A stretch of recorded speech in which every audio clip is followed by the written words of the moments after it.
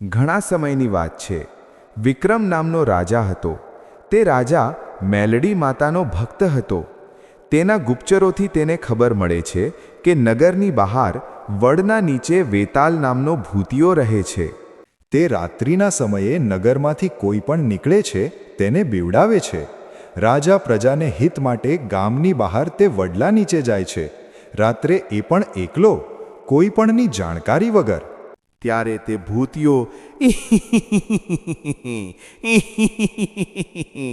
વિક્રમને બીવડાવે છે, પરંતુ વિક્રમ તે ભૂતિયાથી ગભરાતો નથી અને કહે કે, ભૂતિયા, તું કોણ છે? ભૂતિયો એની સામે આવ્યો. ભૂતિયો કહે છે કે હું વેતાળ છું. તારે એક પરીક્ષા આપવી પડશે. વિક્રમ, કેવી પરીક્ષા? વેતાળ, જો તું આ પરીક્ષા આપીશ નહીં તો હું તને મારી દઈશ. પરીક્ષામાં જો સફળ થશે તો હું તારો ગુલામ થઈ જઈશ, નહીં તો હું તને મારી નાખીશ. પરંતુ વિક્રમ મેલડી માતાનો ભક્ત હતો, એટલે એને થોડું પણ ભય ન હતો.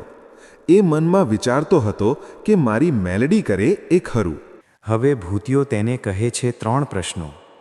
માનવ કેમ હંમેશા દુઃખી રહે છે?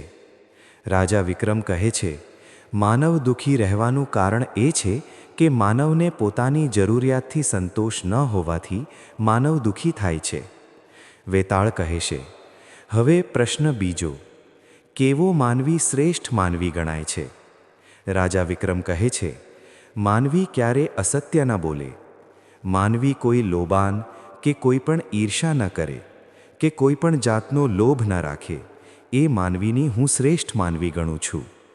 ભૂતિયો કહે, રાજા વિક્રમ, તમે ખૂબ સારી રીતે જવાબ આપી રહ્યા છો.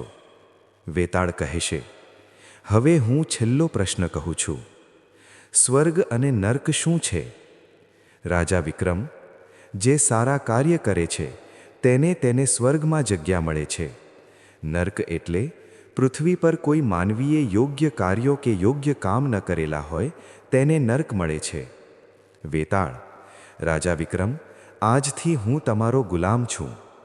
રાજા વિક્રમ કહે છે, તું મારો ગુલામ નથી, હું તને મારો સાથી બનાવી દઈશ.